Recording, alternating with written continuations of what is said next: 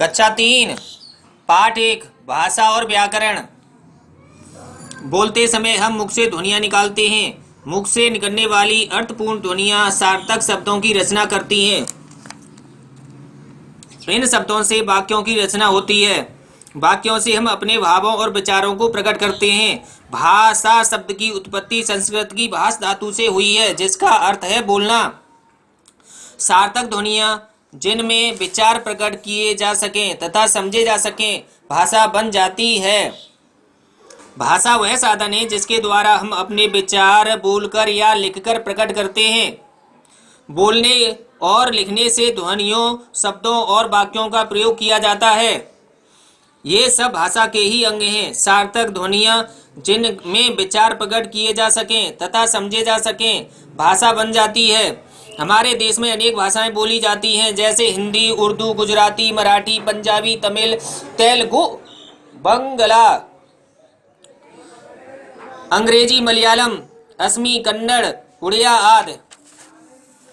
विद्यालय में लिखने व पढ़ने का सारा कार्य भाषा के ही द्वारा किया जाता है। भाषा के रूप लिखित और मौखिक। अपने कार्य के अनुरूप भाषा दो रूपों में पाई जाती है। नंबर 1, मौखिक भाषा। मुख से जो कुछ बोला और कानों से सुना जाता है वह भाषा का मौखिक रूप होता है, इसे ही मौखिक भाषा कहते हैं। नंबर 2, लिखित भाषा। जो कुछ लिखा और पढ़ा जाता है वह भाषा का लिखित रूप होता है, इसे ही लिखित भाषा कहते हैं। भाषा विचार प्रकट करने का साधन है। हिंदी हमारी राष्ट्रभाषा है। मातृभाषा। बच्चे अपने परिवार अथवा माता से जो भाषा सीखते हैं उसे मातृभाषा कहते हैं।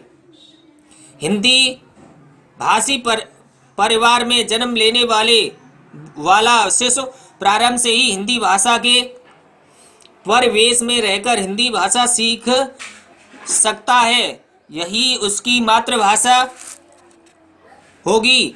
इसी प्रकार अन्य देशवासियों की अपनी राष्ट्रभाषा होती है।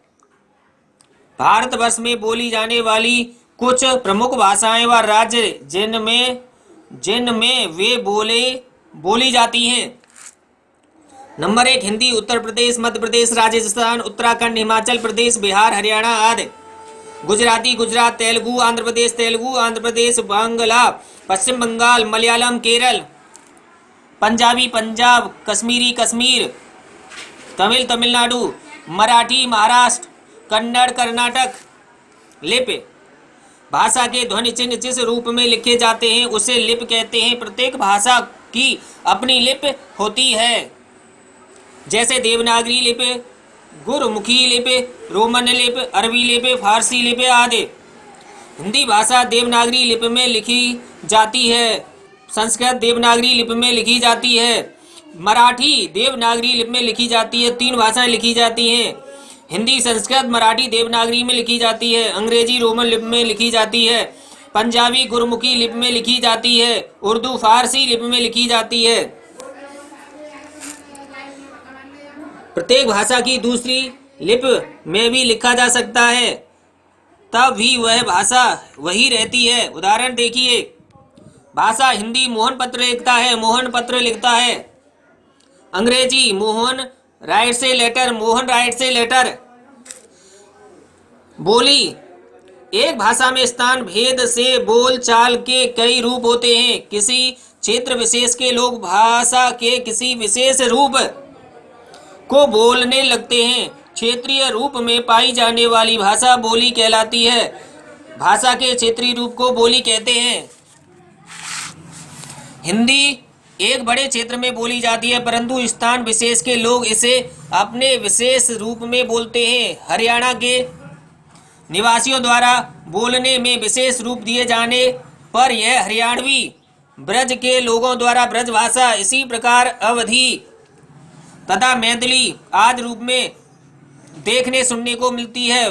व्याकरण वह संबंध भाषा से है। व्याकरण का संबंध भाषा से है। भाषा में वाक्य होते हैं और वाक्य शब्दों से बनते हैं, परंतु प्रत्येक वाक्य में प्रत्येक शब्द का निश्चित स्थान होता है। शब्द को कहीं भी अथवा अनुपयुक्त रूप से लिख देने पर वाक्य अशुद्ध बन जाता है। अशुद्ध वाक्य का अर्थ समझने में कठिनाई होती है, जिससे भाषा की गति में अवरोध उत्पन्न होता है। उदाहरण देखिए, अशुद्ध है रहा उड़ा बालक पतंग, बालक पतंग उड़ा रहा है।